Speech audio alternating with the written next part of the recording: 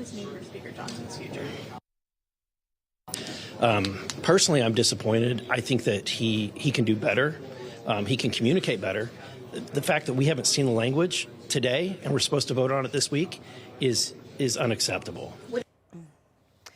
All right, so that was Missouri Congressman Eric Burlison commenting on the now scrapped plan to avoid a government shutdown, a plan heralded by House Speaker Mike Johnson, with at least one House Republican, Thomas Massie of Kentucky, saying that he will not support Johnson for a second term as Speaker. Congressman Eric Burlison joins us now. Congressman, great to have you with us this morning. Where does your support now stand one day after that interview we just showed for Speaker Johnson and his future in leading the House? You know, he's a good guy, and I'm not going to comment about his future, but I'm so happy, and I'm going to celebrate that this win for America, which is that this bill, this monstrosity, is dead. So, that would never have happened had the American people not chimed in, called their lawmakers, had Elon Musk and Ramaswamy, gone on Twitter and called us all out for what we needed to hear. And I just I think this is a Christmas miracle, because most of the time we get to the end of the year and we have a Christmas omnibus and they jam us with all this pork and a huge bill. And so for once we may have averted that. You know, Congressman, now our show's only on until 9 a.m., but what was the biggest thing that you had wrong with this bill? What was the deal breaker for you?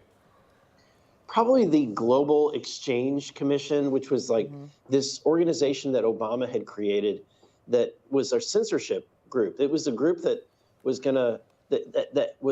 being sued by the Daily Wire and other conservative organizations because they were censoring them.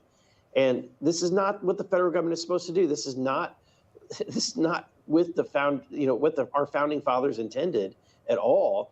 And yet we were going to extend this organization for another year. So I'm shocked that would be in the bill. There was provisions that raised our members' pay, salary.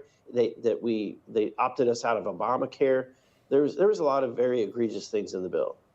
Do you have any faith that a deal will get done before tomorrow's deadline, or are we headed for a partial shutdown?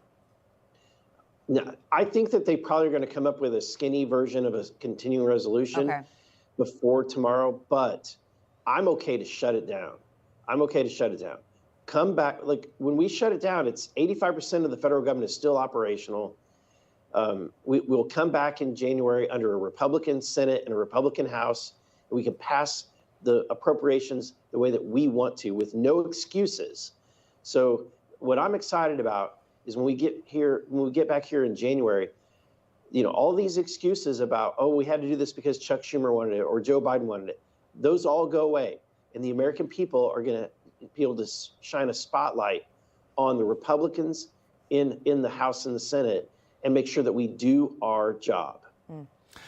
Congressman, I want to play a clip of Congressman Dan Goldman on MSNBC last night discussing the CR being killed. It's not Donald Trump asking for this. It's very clearly President Elon Musk asking for this. The fact that Donald Trump has been completely AWOL during these negotiations to the point where only after Elon Musk publicly tweets about his displeasure and about this budget deal, all of a sudden, Donald Trump, chief of staff to Elon Musk, comes trotting in and blows up the deal. In our last 30 seconds, Congressman, look, I don't blame President Harris for all of their problems. Do they not even get how this works?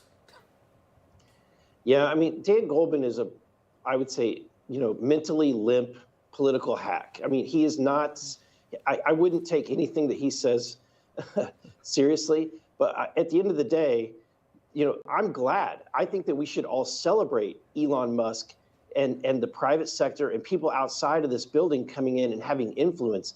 This is what this town needs. We need people to bend the will of Congress to do what the American people want. And so, I would not take what he says seriously whatsoever. All right, Congressman, great to have you on this morning. Thank you so much for taking the time. Anytime. Information. truth is freedom. Is Newsmax. It's real news for real people.